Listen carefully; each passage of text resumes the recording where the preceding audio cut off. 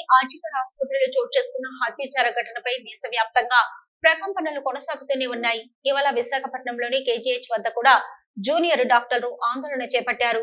అత్యాచార మృతురాలి కుటుంబానికి న్యాయం చేయాలని, డాక్టర్ల భద్రతకు భరోసా ఇవ్వాలని నినాదాలు చేశారు. కాగా అచ్యుతపురం ఫార్మా కంపెనీ ప్రమాద బాధితులను పరామర్శించేందుకు వచ్చిన ఏపీ ముఖ్యమంత్రి చంద్రబాబు కేజీహెచ్ వద్ద ఆందోళన కొనసాగిస్తున్న జూనియర్ డాక్టర్లను కలిసి వారితో మాట్లాడారు. వారికి మద్దతు పలికారు.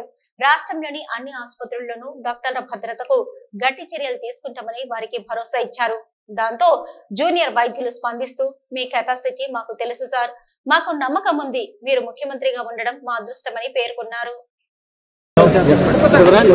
కలకత్తాలో జరిగినటువంటి సంఘటన పైన జాతీయ స్థాయిలో పెద్ద ఎత్తున డాక్టర్లందరూ కూడా నిరసన తెలియజేస్తున్నారు.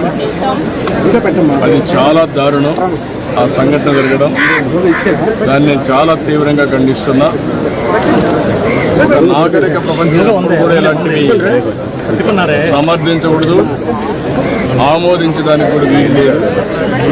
ఎవరైనా సరే ఆడబిడ్డల జోలికొస్తే అదే చివరి రోజు కావాల్సిన అవసరం ఉంది.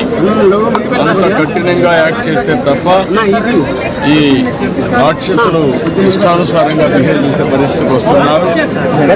అందుకే ఈరోజు మన డాక్టర్లు అడుగుతున్నారు.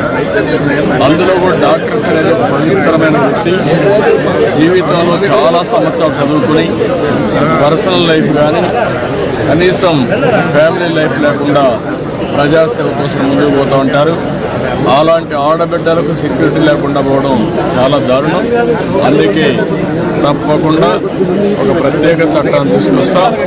చట్టాన్ని తీసుకొచ్చి ఏదైతే కర్ణాటక చేశారో అలాంటి చట్టాన్ని తీసుకొచ్చి పగడ్బందీగా 7 సంవత్సరాలు జైలు శిక్ష పెట్టేట్టుగా తీసుకొస్తే అప్పుడే భయపడతారు.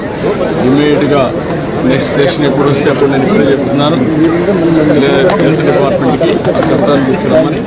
అది దేశంలో ఎక్కడెక్కడ చేసో చూసుకొని అవి తీసుకొస్తే దాన్ని పగడ్బందీగా అమలు చేస్తాం.